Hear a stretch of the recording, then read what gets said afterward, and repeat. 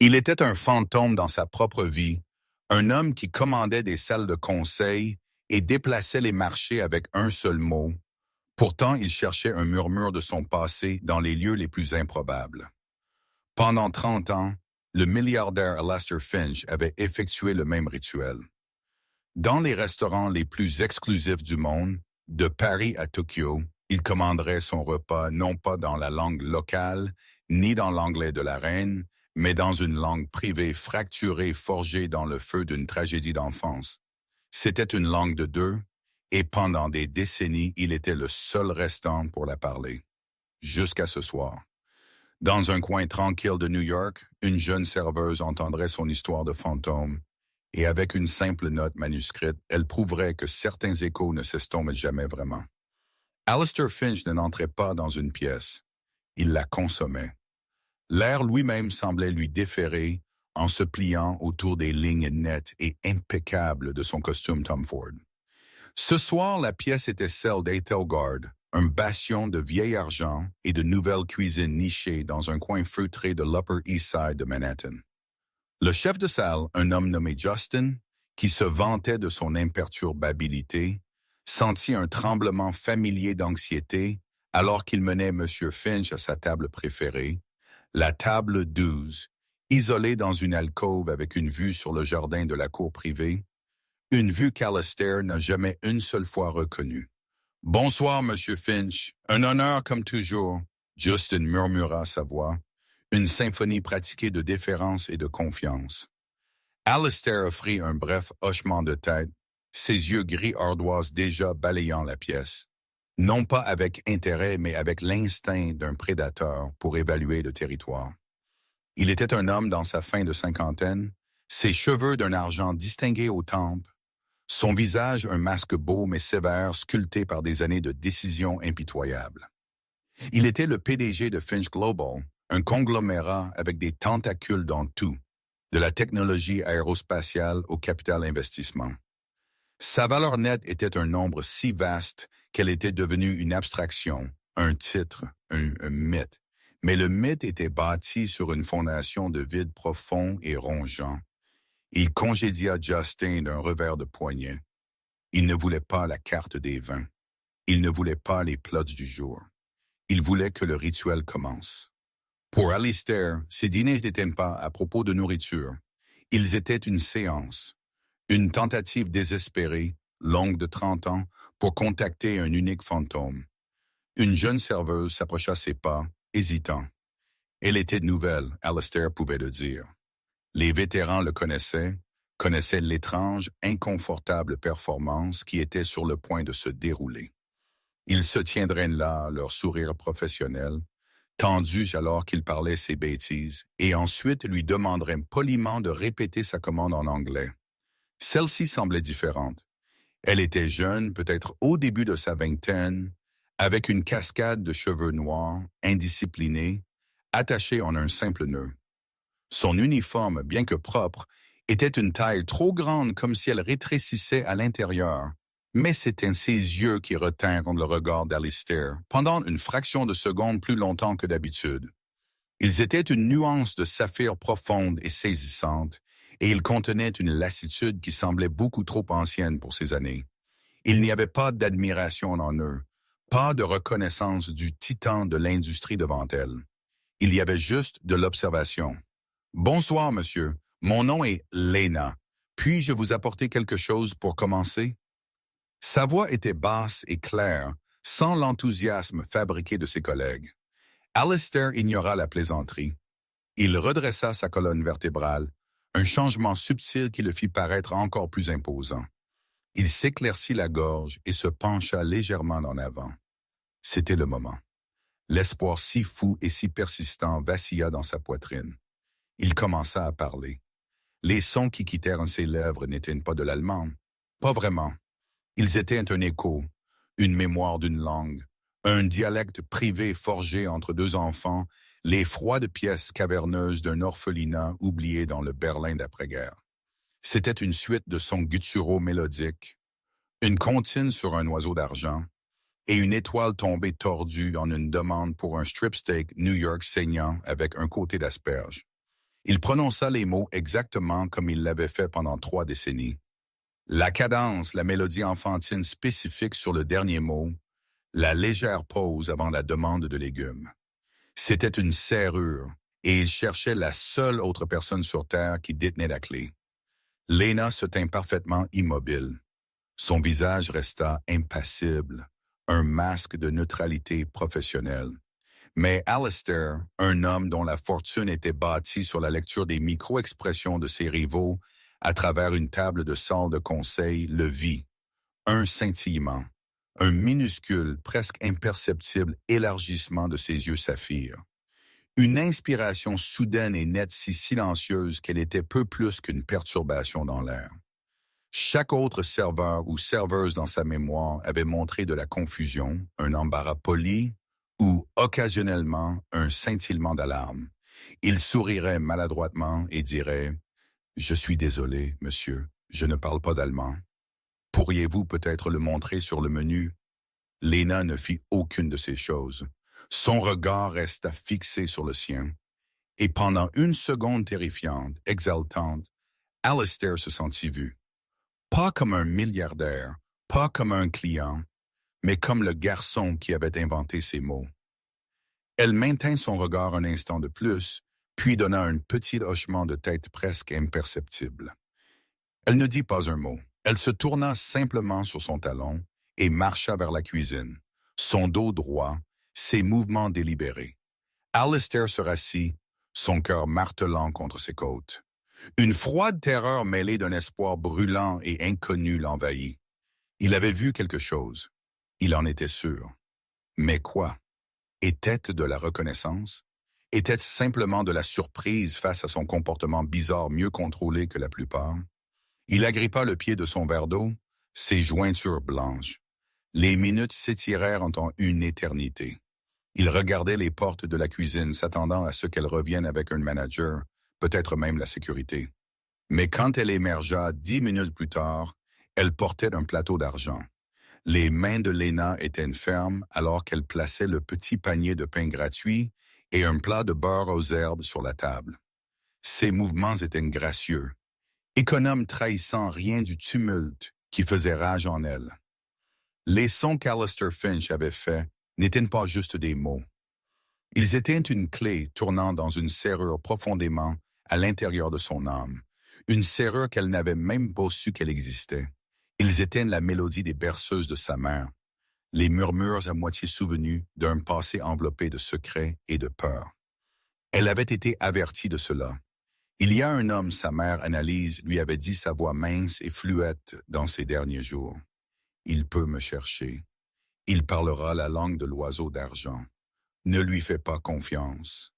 Il est d'un monde qui nous a rejetés. Mais si tu es jamais en vrai danger, si tu n'as nulle part où te tourner, il est le seul qui pourrait écouter. Il est une partie de l'histoire. Sa mère n'avait jamais expliqué ce qu'était l'histoire.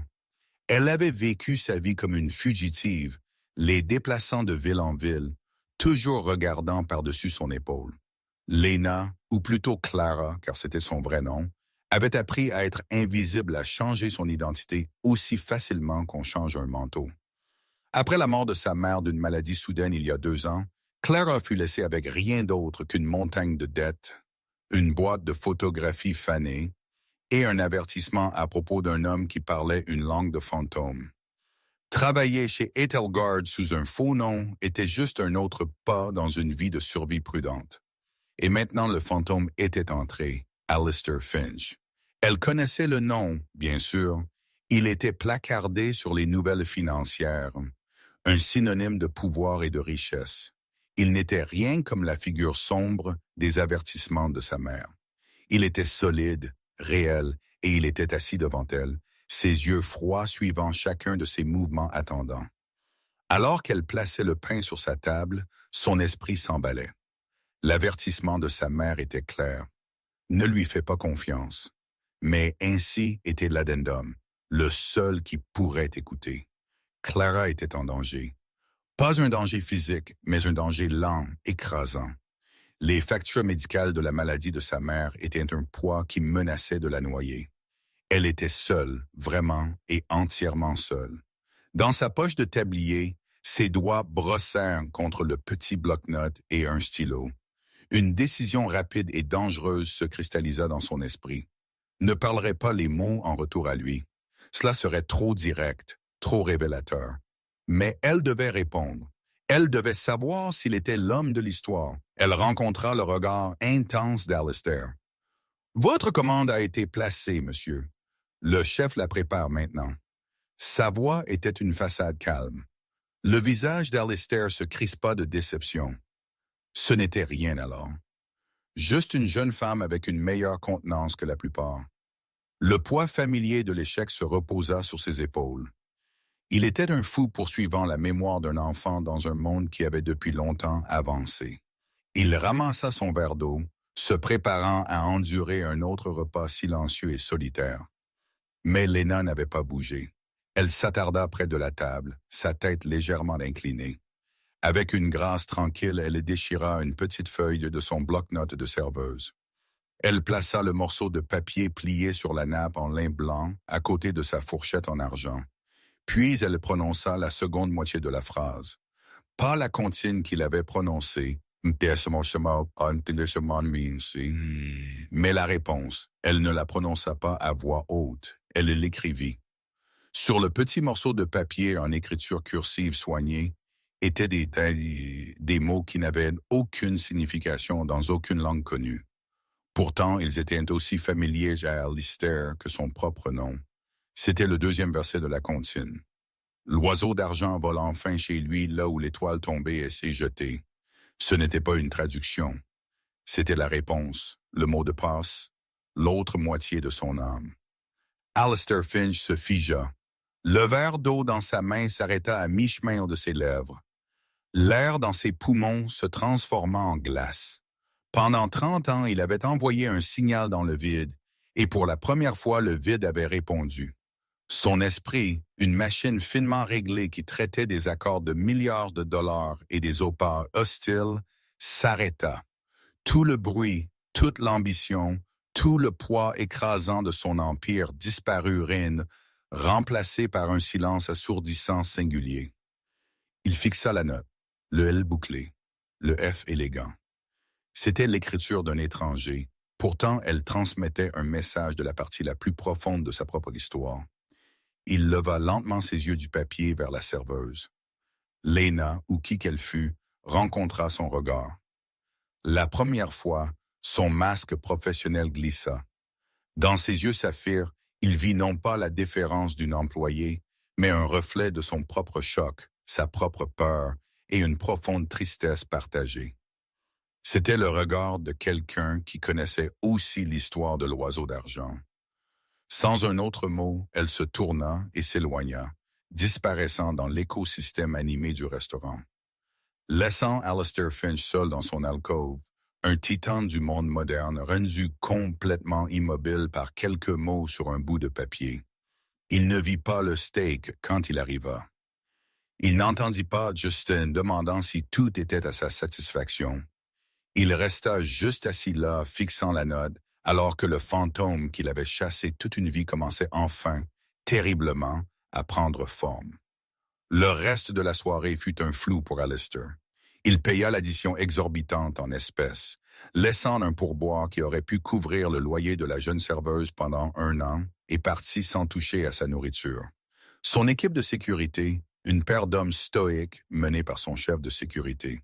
David Brown, un ancien opérateur des forces spéciales, furent surpris par son départ abrupt. Maison. Monsieur Finch David demanda, « Tenez-nous. » La porte de la Maybach blindée ouverte. Non, la voix d'Alistair était rauque. Découvrez tout ce que vous pouvez sur une serveuse chez Ethelgards, nom est Lena, début de la vingtaine.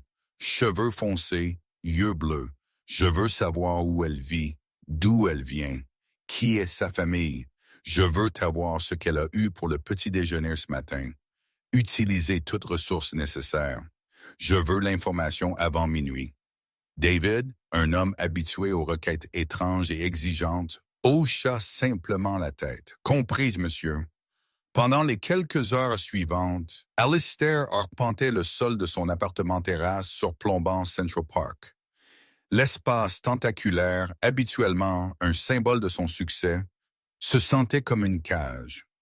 La note était sur son bureau en marbre, lissée sous un presse-papier en cristal, semblant impossiblement petite et fragile dans la vaste pièce silencieuse.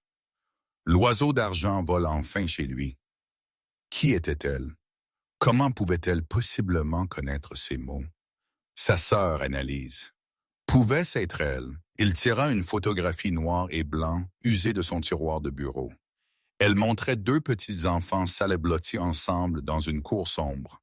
Un garçon aux yeux féroces et déterminés, et une fille quelques années plus jeune avec un sourire radieux et des yeux de la couleur d'un ciel d'été.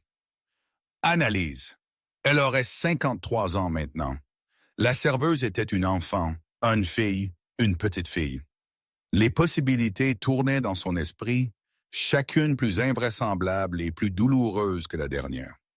L'histoire officielle, celle qui lui fut donnée par les administrateurs au visage sévère, quand il fut finalement adopté par une famille militaire américaine, était qu'Annalise avait succombé à une fièvre qui avait balayé l'orphelinat 1 an après son départ.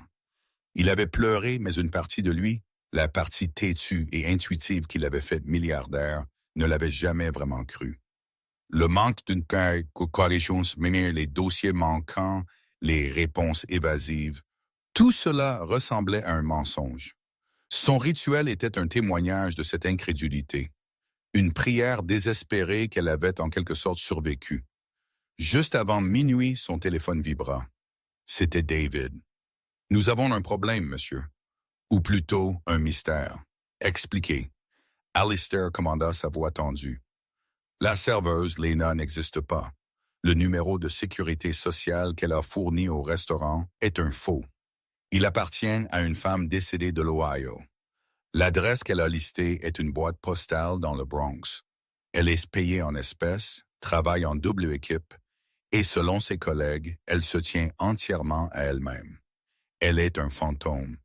Elle a pointé il y a 1 heure, et nous l'avons perdue dans le métro à la 96e rue. Elle sait comment disparaître. Le cœur d'Alistair coula, puis se durcit. Un fantôme, bien sûr. Cela n'allait pas être facile. Avez-vous obtenu quelque chose? Nous avons une photo de la caméra de sécurité du restaurant. Nous faisons de la reconnaissance faciale maintenant.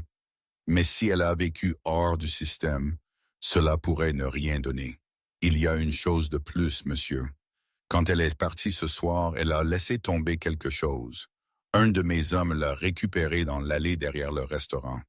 Qu'est-ce que c'est? Une clé. Une petite clé en laiton à l'ancienne attachée à un ruban bleu fané. Le souffle d'Alistair s'accrocha. La clé de la boîte à musique, il murmura. La mémoire le frappant comme un coup physique. La petite boîte en bois que leur mère leur avait donnée avant qu'elle ne disparaisse. Annalise avait gardé la boîte, il avait gardé la clé. Ils avaient promis de l'utiliser pour se retrouver s'ils étaient jamais séparés. La voix de Sir David était parsemée d'inquiétude. « Dites à votre homme de rester en place. Je sais où elle va. Envoyez-moi l'adresse. » L'adresse que David envoya était pour un petit cimetière oublié dans le Queens, l'un des plus anciens de la ville. Alistair conduisit lui-même la Maybach se sentant étranger et ostentatoire, alors qu'il naviguait dans les rues calmes et délabrées. Il trouva les portes du cimetière déverrouillées et entra dans la ville silencieuse des morts.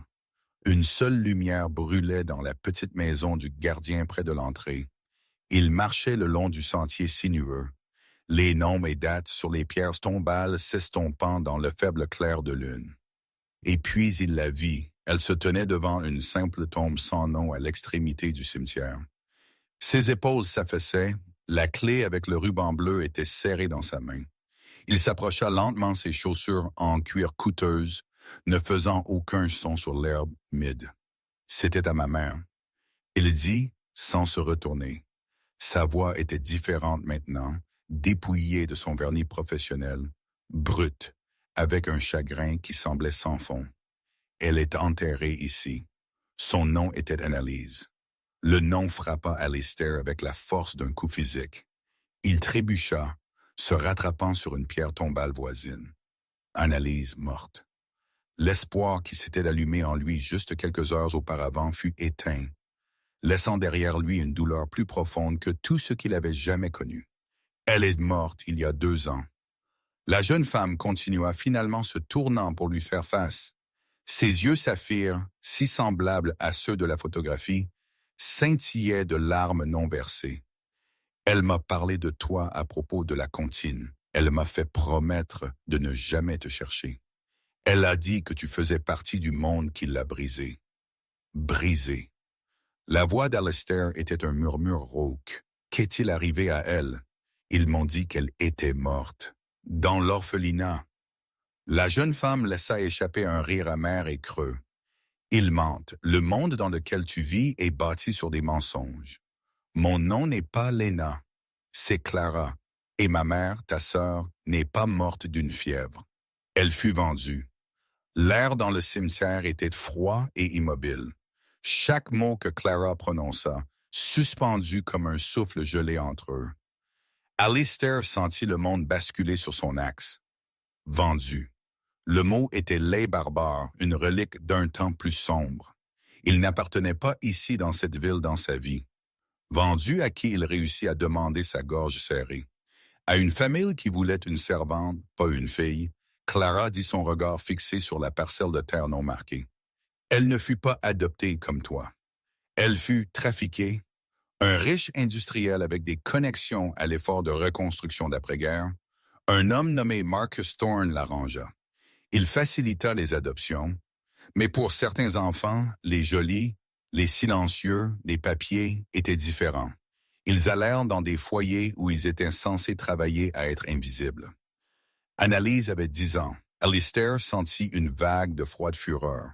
Marcus Thorne, il connaissait cela peu. Thorne avait été un partenaire junior à la firme qui avait représenté les intérêts commerciaux de son propre père adoptif en Europe. Un homme qu'il avait rencontré une poignée de fois au fil des ans lors de galas de charité, un patriarche aux cheveux d'argent, charmant, dégoulinant de courtoisie du vieux monde. L'idée était monstrueuse. Clara continua sa voix, un récit monotone de douleur rappelée. Elle vécut avec eux pendant 6 ans. Ils n'étaient pas physiquement cruels d'une manière qui laissait des marques, mais c'était une prison de silence et de servitude. Elle était le fantôme dans leur maison. Quand elle avait ses 16 ans, elle s'enfuit. Elle passa des années en mouvement, toujours craignant que Thorne ou la famille ne la trouve. Elle apprit à être quelqu'un d'autre, à ne laisser aucune trace. C'est la vie qu'elle m'a enseignée. Elle le regarda finalement, ses yeux cherchant son visage. Elle avait si peur. Mais elle se souvenait aussi de toi. Elle se souvenait de la comptine, de la clé, de la promesse. Elle suivit ta carrière à distance. Elle te vit devenir ce roi. Elle était fière, je pense, mais aussi terrifiée. Le monde qui t'a fait roi était le même qui l'avait fait esclave. Elle croyait que le système qui l'avait trahi était celui que tu commandais maintenant. L'esprit d'Alistair vacillait. Toute sa vie, sa pulsion implacable avait été alimentée par un désir de construire des murs si hauts que le chaos de son enfance ne pourrait plus jamais le toucher. Il avait créé un empire d'acier et de verre, de nombres et de contrats, une forteresse de richesse. Et tout ce temps, sa sœur avait été en dehors des murs, fuyant les mêmes monstres avec lesquels il partageait maintenant du champagne lors de collectes de fonds. La culpabilité était une chose physique, un poids écrasant sur sa poitrine. Pourquoi ne m'a-t-elle pas contacté? Il posa la question, imprégné d'angoisse. Je les aurais détruits. L'aurais-tu, Clara défia sa voix, gagnant un tranchant, ou aurais-tu protégé ton monde? Marcus Thorne est l'un de vous, riche, puissant, connecté. Pour elle, tu étais un risque. Un frère puissant et inconnu était tout aussi dangereux qu'un ennemi puissant et connu. Et si tu ne la croyais pas? Et si tu pensais qu'elle n'était juste après ton argent? Et si, pour protéger ta propre vie confortable, tu avais fait un accord avec Thorne pour la faire disparaître pour de bon? Elle ne pouvait pas prendre cette chance. C'était plus sûr de rester un fantôme. Chaque mot était une fléchette parfaitement ciblée, perforant l'armure de sa fierté, sa certitude, son pouvoir. Elle avait raison. Il vit le froid calcul qu'il aurait appliqué. Il aurait été suspicieux, prudent. Il aurait enquêté, et pendant le temps qu'il lui aurait fallu pour être convaincu, Thorne aurait pu faire n'importe quoi. Elle a laissé ceci pour toi, Clara dit, atteignant dans la poche de son manteau hussé. Elle tira une petite journal relié en cuir, déchiré, et le tendit à lui. Elle écrivit tout, les noms, les dates, les lieux, tout ce qu'elle pouvait se souvenir. Elle m'a dit de le garder caché, à ne jamais le montrer à personne. Mais elle a aussi dit, si l'homme qui parle la langue de l'oiseau d'argent me trouvait jamais, et si je regardais dans ses yeux et voyais non pas un roi, mais le frère dont elle se souvenait, je devrais le lui donner. Alistair tendit sa main, tremblant alors qu'il prenait le journal. Le cuir était doux et usé, les pages jaunies par l'âge. C'était ça, la vraie histoire. Pas la version aseptisée des administrateurs, mais la vérité d'analyse écrite de sa propre main. « Qu'est-ce qui t'a fait décider ?» demanda-t-il doucement, sa voix épaisse d'émotion. « Ce soir au restaurant, qu'as-tu vu ?» Clara détourna le regard vers la ligne d'horizon lointaine et scintillante de Manhattan. Pendant une seconde, quand tu as prononcé ces mots, le masque glissa. Le milliardaire était parti. J'ai vu un petit garçon solitaire appelant dans l'obscurité, espérant que quelqu'un répondrait. Elle rencontra finalement ses yeux de nouveau, et pour la première fois, il n'y avait pas de colère, pas de suspicion, seulement un chagrin hérité partagé. Elle méritait une pierre tombale, avec son nom dessus. Je travaille 2 emplois, et je ne peux toujours pas m'en offrir une. C'est le vrai danger dans lequel je suis. La pauvreté lente et écrasante qui essaie de t'effacer à te faire croire que tu n'as jamais été ici du tout, juste comme ils ont essayé de faire à elle. Alistair regarda du journal dans ses mains à la tombe sans nom de sa sœur et ensuite à la jeune femme qui portait ses yeux. Le feu qui l'avait poussé à bâtir un empire, la fureur froide et calculatrice qu'il réservait habituellement à la salle de conseil, avaient maintenant une nouvelle direction. Il ne s'agissait plus de construire des murs, il s'agissait de les démolir. Elle aura une pierre tombale, il dit sa voix calme, mais remplie d'une résolution terrifiante, sculptée dans le marbre le plus fin, et son nom, Annalise Finch, sera dessus. Et les hommes qui lui ont fait cela, ils apprendront ce que signifie d'essayer d'effacer une étoile du ciel. Alistair Finch ne dormit pas. Il retourna à son penthouse, les lumières de la ville en dessous, semblant criardes et insignifiantes. Il s'assit à son vaste bureau en obsidienne et ouvrit le journal de sa sœur. L'écriture était soignée au début, puis plus frénétique dans les entrées ultérieures. L'écriture élégante d'une jeune fille dégénérant en le gribouillis pressé d'une femme en fuite. Il lut pendant des heures les mots peignant une image d'une vie vécue dans les marges. Il lut à propos de la froide solitude du domaine Thorne, la politesse glaçante de Madame Thorne, qui la traitait comme un meuble, le regard libidineux de leur fils aîné. Il lut à propos de son évasion les nuits passées dans des abris, la peur constante de la succession d'emplois à bas salaire, la dignité tranquille avec laquelle elle naviguait un monde qui avait essayé de la rejeter. Et il lut à propos de la naissance de Clara, l'amour féroce et tout consumant qu'Annalise avait pour sa fille, le désir désespéré de lui donner une vie libre des fantômes du passé. À l'aube, Alistair avait fini. Le journal gisait ouvert sur son bureau. Le chagrin dans son cœur s'était cristallisé en une pointe dure comme le diamant de rage pure et froide. Il ramassa son téléphone sécurisé et fit un seul appel. « David dans mon bureau. Maintenant. » David Brown arriva dans les 20 minutes, son visage un masque parfait de professionnalisme, bien que ses yeux enregistrassent l'état brut et négligé de son employeur. Alistair ressemblait à un homme qui avait été à la guerre pendant la nuit. « Je dégage mon emploi du temps pour l'avenir prévisible. » Alistair dit, sa voix plate et dépourvue d'émotion. « Toutes les réunions, tous les appels, vous et votre équipe êtes maintenant dédiés à un seul objectif. Son nom est Marcus Thorne. » Il poussa le journal à travers le bureau. « Ceci est un témoignage de première main. Je veux chaque affirmation en elle corroborée. Je veux une comptabilité forensique complète des entreprises de Thorne remontant à 1965. Je veux savoir sur ses services d'adoption. Je veux les noms de chaque enfant qu'il a placé. Je veux savoir où ils sont maintenant. Je veux savoir sur ses finances, ses connexions politiques, sa vie privée. Je veux connaître chaque secret qu'il a jamais gardé, chaque squelette dans son placard. J'autorise un budget illimité. Utilisez quoi que ce soit et qui que ce soit. Vous avez besoin de légal, extra-légal, je m'en fiche. Brûler son monde jusqu'au sol. David ramassa le journal, son expression inchangée. Il avait vu Alistair Finch en colère. Il l'avait vu impitoyable. Mais il n'avait jamais vu ceci. C'était quelque chose de primordial. Comprise, monsieur. Et la fille, Clara. Elle est ma nièce, Alistair, déclara les mots se sentant à la fois étranges et profondément justes. Elle est une Finch. Vous lui accorderez le même niveau de protection que vous m'accordez. Sortez-la de cet appartement délabré dans lequel elle vit. Mettez-la dans une suite aux Four Seasons sous une identité sécurisée. Dites-lui que c'est temporaire une précaution. Assignez un agent féminin discret pour sa sécurité personnelle. Elle ne le voudra pas. Mais elle l'aura. Et David, personne ne la touche. Jamais. Ce sera fait, dit David d'un simple hochement de tête. La machine Finch Global, une entité conçue pour la conquête d'entreprises, fut tournée vers un nouveau but singulier.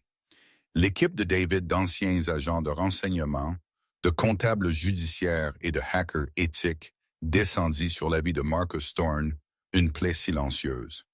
Ils étaient des fantômes dans sa machine, tamisant à travers des dossiers numériques, des fichiers cryptés et des états financiers vieux de décennies. Ils bougèrent avec une vitesse et une efficacité terrifiantes. En 48 heures, ils avaient trouvé les premières fissures, irrégularités financières dans une fondation caritative. Thorne dirigeait une fondation établie pour aider les orphelins déplacés.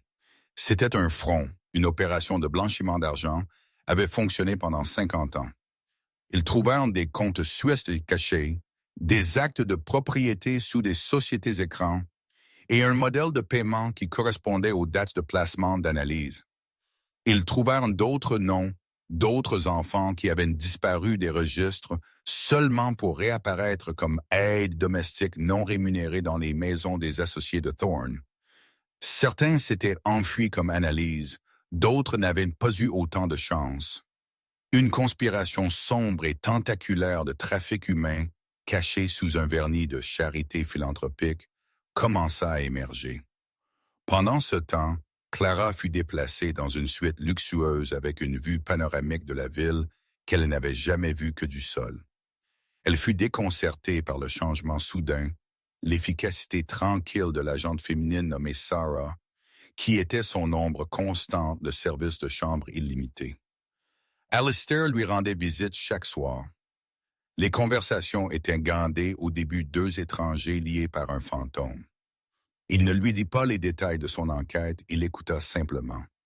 Il lui demanda à propos de sa mère, à propos de sa vie, à propos de ses rêves. Il apprit qu'elle voulait être botaniste, qu'elle trouvait du réconfort dans la logique tranquille et inébranlable du monde naturel. Il vit des aperçus de sa sœur dans son intelligence féroce, son indépendance têtue et la profonde mélancolie qui parfois obscurcissait ses yeux saphirs. Pour la première fois de sa vie, Alistair apprenait à être quelque chose d'autre qu'un PDG. Il apprenait à être un oncle. Il apprenait à être un frère 30 ans trop tard. Une semaine après le début de l'enquête, David appela avec une percée. « Nous l'avons, monsieur. C'est plus grand que nous pensions. Thorne ne vendait pas juste des enfants. Il les utilisait comme levier. Il connaissait leurs vraies identités. Au fil des ans, comme certains de ses enfants comme ta sœur s'échappaient et bâtissaient de nouvelles vies, il gardait un œil sur eux. C'était une police d'assurance.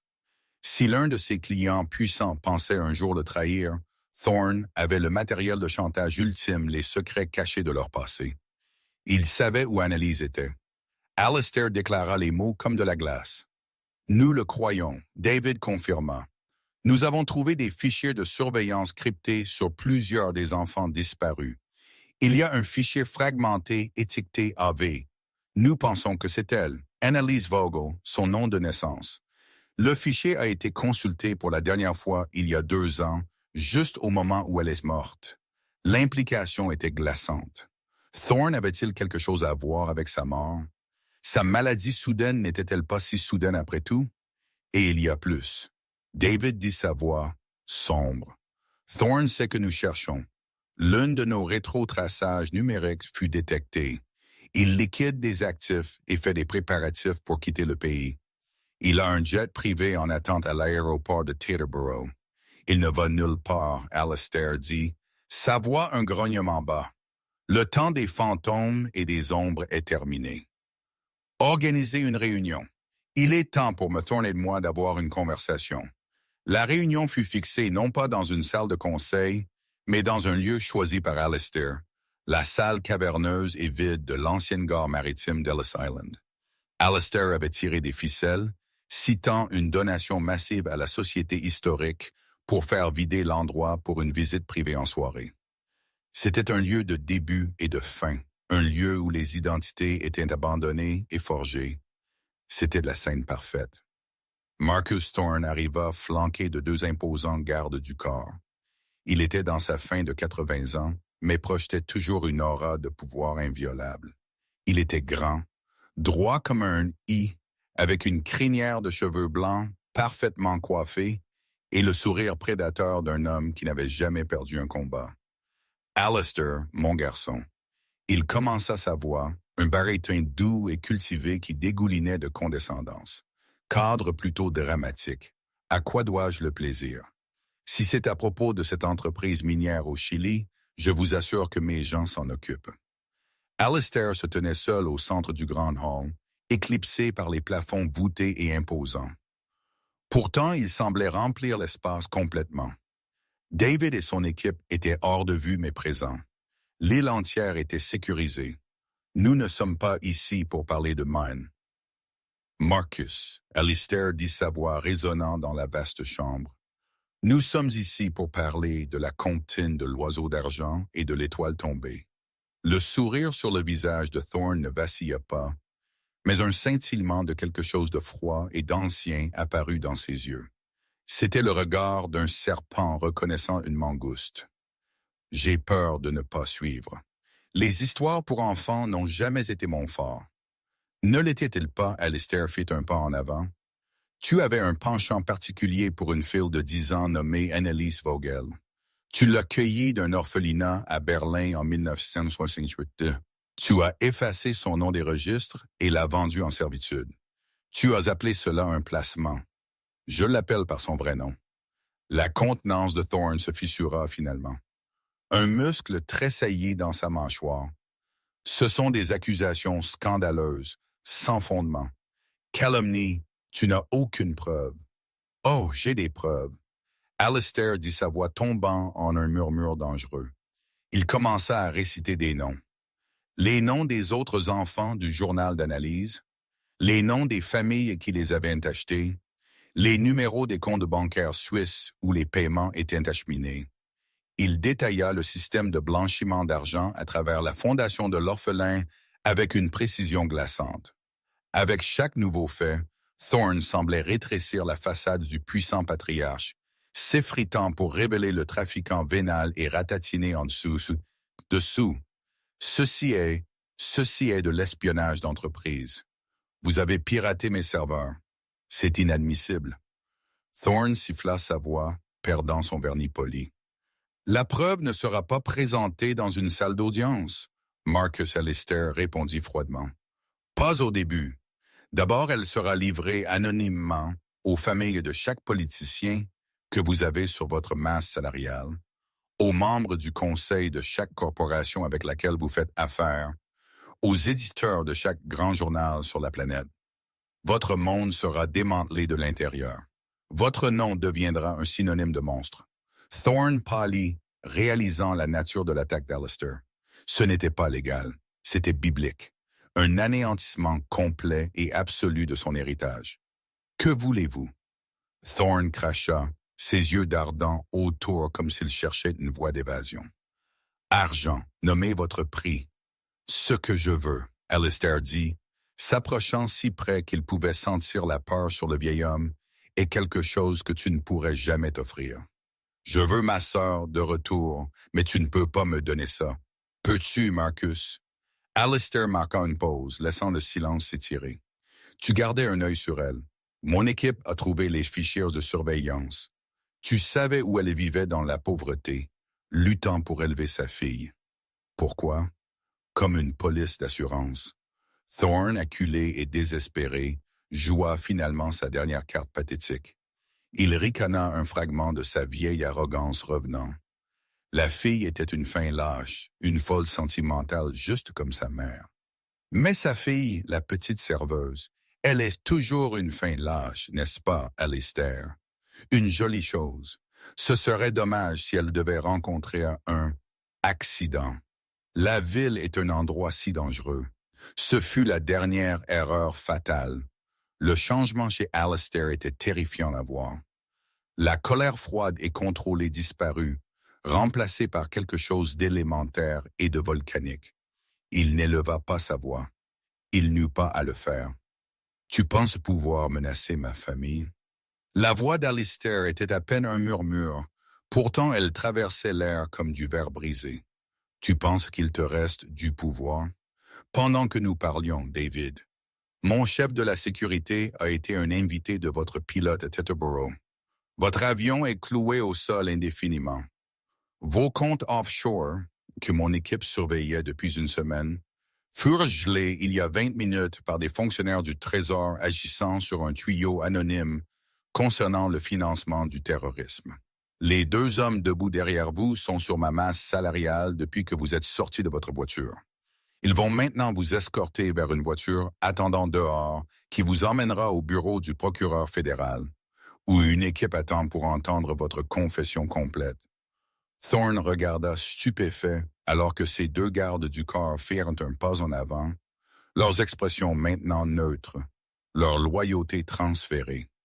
Il était complètement, entièrement ruiné. « Tu es le diable. » Thorne respira son visage cendré. « Non, Alistair répondit, tournant le dos à l'homme brisé. « Je suis un frère. Tu n'as juste jamais compris ce que cela signifiait. » Il s'éloigna, ne regardant pas en arrière, alors que Marcus Thorne était conduit hors du hall. Son empire se transforma en poussière dans l'espace d'une seule conversation. Alistair se tenait seul dans le grand hall, les fantômes du passé tourbillonnant autour de lui.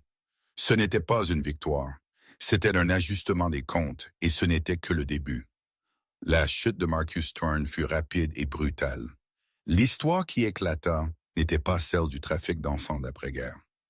Ce secret fut enterré pour l'instant pour protéger les identités des autres victimes que l'équipe d'Alistair avait découvertes. Au lieu de cela, le monde connut Thorne comme l'architecte d'une fraude financière massive, un escroc qui utilisa une œuvre de charité pour enfants pour remplir ses propres poches. Son nom fut déshonoré, ses actifs saisis, son héritage incinéré. Il vivrait ses quelques années restantes dans une cellule de prison, un monstre oublié. Quelques semaines plus tard, par un après-midi d'automne vif, Alistair se tenait avec Clara au cimetière de la Reine. La parcelle de terre simple et non marquée avait disparu. À sa place se tenait une belle pierre tombale en marbre blanc pur. Elle était élégante et discrète, gravée d'une simple inscription « Annalise Finch ». L'oiseau d'argent est enfin chez lui. Clara traça les lettres du nom de sa mère, son vrai nom du bout des doigts. Elle avait pleuré quand elle le vit pour la première fois, une tempête de chagrin et de gratitude.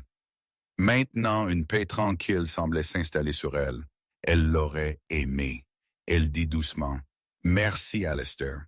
C'était la première fois qu'elle avait utilisé son prénom sans la déférence forcée d'une serveuse ou la distance prudente d'une étrangère.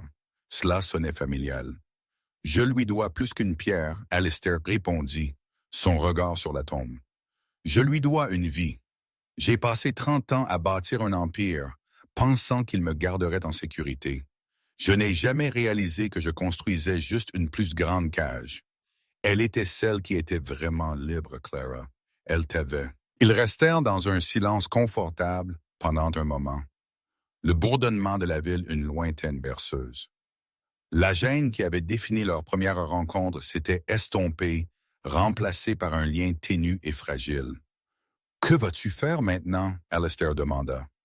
Clara sourit un sourire authentique et radieux qui lui rappela tant la petite fille de la photographie. « Sarah, mon ange gardien, » elle dit avec un rire, se référant à son agent de sécurité, mentionna que vous aviez établi une fondation, la Bourse Annalise Finch pour les séances botaniques. Alistair hocha la tête.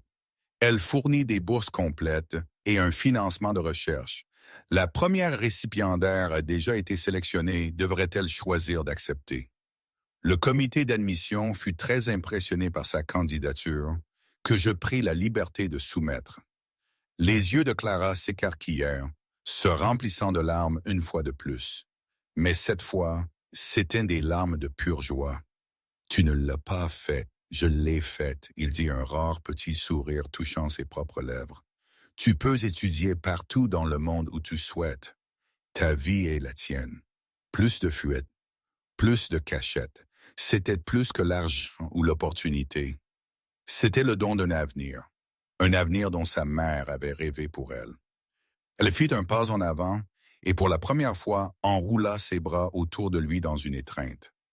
Alistair se figea un instant, la sensation peu familière d'affection inconditionnelle, le surprenant avant qu'il ne retourne lentement, maladroitement l'étreinte.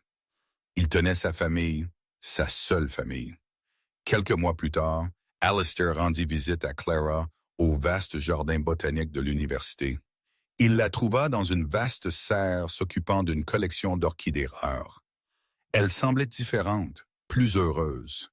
Le regard fatigué et hanté avait disparu de ses yeux, remplacé par une étincelle brillante de passion et de but. Elle expliquait le processus complexe de pollinisation d'une orchidée spécifique, sa voix remplie d'un enthousiasme contagieux. Alistair se retrouva à écouter non pas les mots, mais le son de sa voix, la joie en elle. Il ne performait plus son rituel dans les restaurants. La séance était terminée. Le fantôme qu'il avait chassé était en paix, et à sa place il avait trouvé quelque chose de tangible, quelque chose de réel. Il avait trouvé l'héritage de sa sœur dans les yeux brillants et intelligents de sa fille. Il n'avait pas trouvé la famille qu'il avait perdue, mais il en avait commencé une nouvelle. Le langage privé de deux enfants nés de la tristesse et de la perte avait servi son but. Il avait été un pont à travers 30 ans de silence. Ils apprenaient une nouvelle langue ensemble, une de repas partagés non pas comme un rituel mais comme une famille, de conversations calmes, de blagues intérieures, d'un avenir partagé. C'était une langue de guérison, et pour Alistair Finch, l'homme qui avait tout et rien, c'était la seule langue qui avait jamais vraiment compté. La première neige de la saison tomba sur New York, une douce bénédiction silencieuse qui étouffa le rugissement de la ville et recouvrit les fenêtres du penthouse d'Alistair d'une couche de dentelle cristalline. À l'intérieur, cependant, il n'y avait rien de silencieux à propos de la saison des fêtes imminentes. Alistair, un homme qui abordait chaque objectif avec l'intensité stratégique d'une campagne militaire, avait décidé que le premier Noël de Clara avec lui serait parfait. Et pour Alistair Finch, la perfection était une question d'allocation des ressources. Il avait engagé l'organisatrice d'événements la plus recherchée de la ville, une femme nommée Serafina, qui parlait sur des tons feutrés et révérencieux d'esthétique festive. Par conséquent, l'espace masculin minimaliste de son penthouse avait été transformé en un palais d'hiver. Les sapins imposants, acheminés par avion depuis les régions sauvages de la Colombie-Britannique, scintillaient d'ornements en verre soufflé à la main. Des guirlandes d'argent et de blanc tissaient à travers les chevrons, et l'air était épais du parfum professionnellement curaté de pain encens et d'oranges épicées. C'était d'une beauté à couper le souffle, d'un goût impeccable, et aussi froid et impersonnel qu'un hall d'hôtel de luxe. Clara à la maison pour les vacances, après son premier semestre triomphant à l'université, se tenait au centre du salon, paraissant petite et submergée au milieu de la splendeur. C'est beaucoup, elle dit, sa voix à peine un murmure. C'est le meilleur, Alistair corrigea un ton fier et propriétaire dans sa voix. Il leva un épais itinéraire relié en cuir, Project Knoll. J'ai fait travailler mon équipe dessus pendant des semaines. Nous partons la veille de Noël pour un chalet privé à Aspen. Un chef étoilé au Michelin vient de Paris en avion pour s'occuper du traiteur.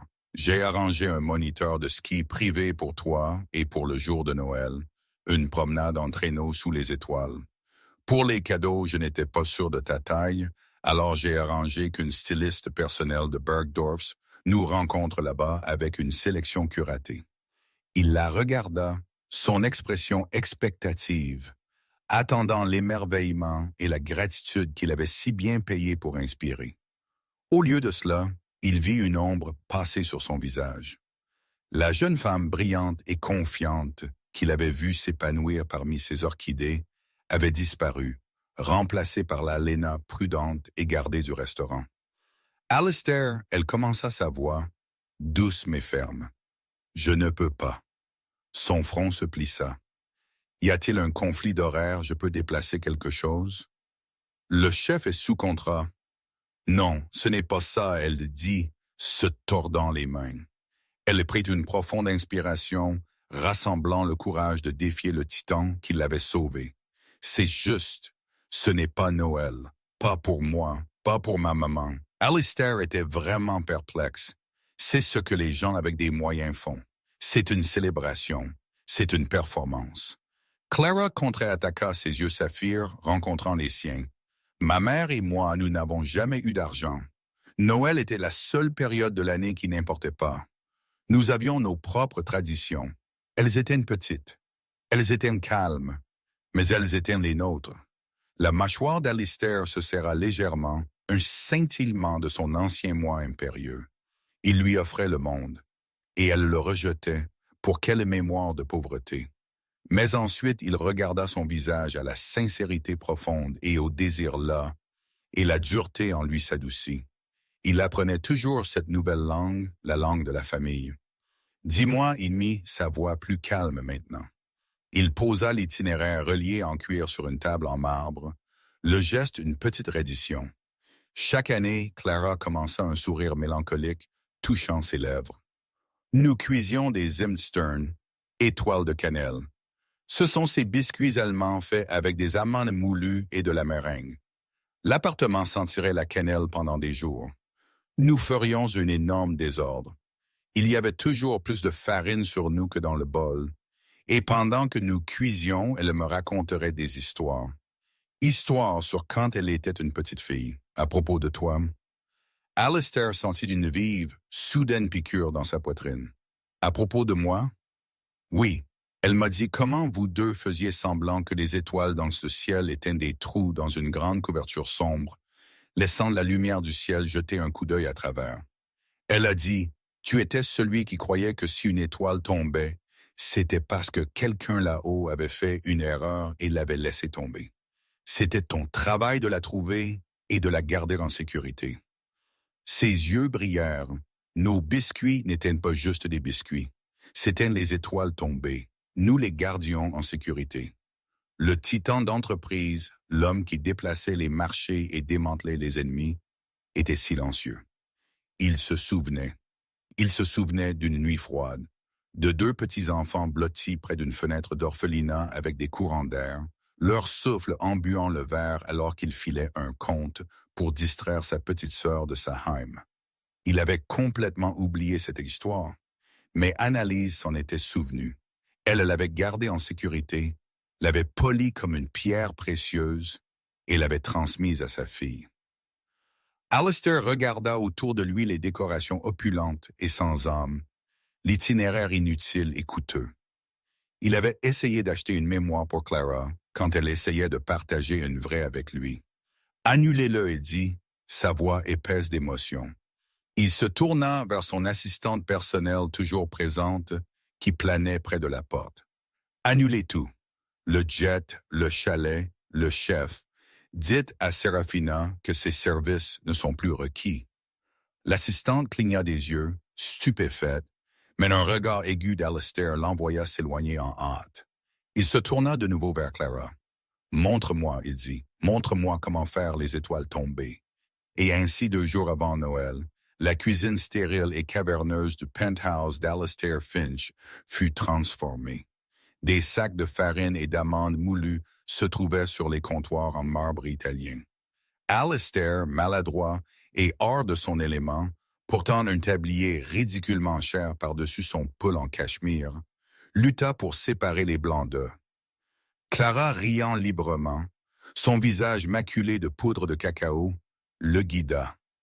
Pour la première fois, le penthouse fut rempli non pas du parfum de peau pourrie professionnellement curaté, mais de la chaude et douce odeur de cannelle et de pâtisserie.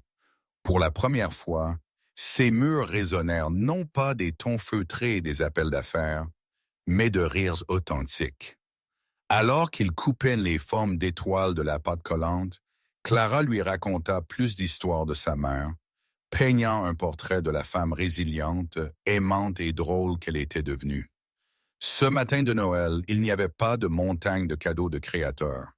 Il y avait juste une petite pile imparfaite d'étoiles de cannelle légèrement brûlées sur une assiette. Clara donna à Alistair une seule page encadrée d'un texte de botanique du 19e siècle représentant une fleur rare, fleurissant la nuit. Epiphyllum oxypetalum, son nom commun est reine de la nuit, elle expliqua. Elle fleurit pour une seule nuit, et ensuite elle est partie. Cela me rappelle que les choses les plus belles sont souvent les plus éphémères. Alistair regarda du beau, délicat dessin au visage de sa nièce, vivante de chaleur et d'amour. Il réalisa que toute sa vie avait été une poursuite de permanence, de richesse, qui durerait d'un empire qui perdurerait.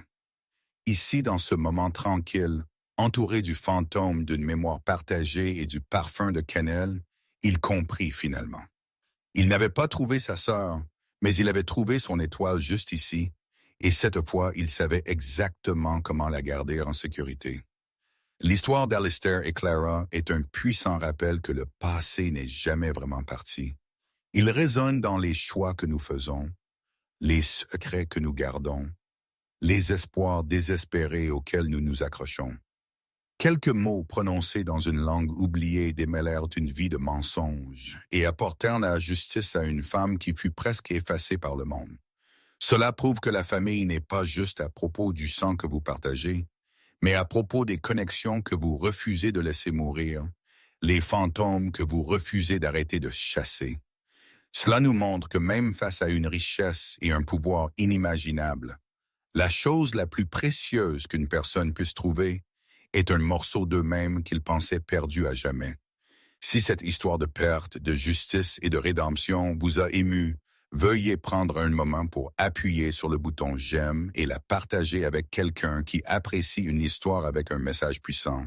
Et n'oubliez pas de vous abonner à la chaîne et d'activer les notifications pour ne pas manquer notre prochain voyage dans les coins cachés du cœur humain. Merci.